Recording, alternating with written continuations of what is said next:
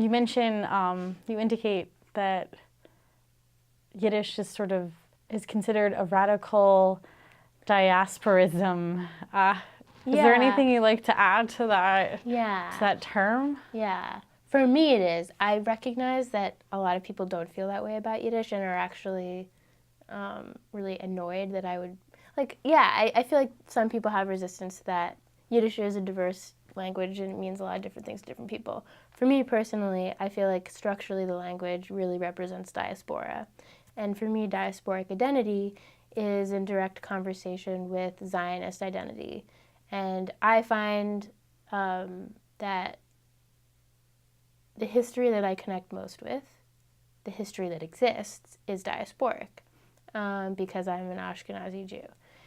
And so that means that, the music of Eastern Europe, the Jewish music of Eastern Europe, is so compelling in a way that perhaps, contemporary Israeli society isn't. Because I think that there is something in your bones that resonates with you. I think that the foods of Eastern Europe, and the language Yiddish, really sort of the idiosyncrasies of Yiddish, really represents that state of collecting the different, places that my family has lived over a period of time. So I see roots in that language, and I also see roots that move in that language.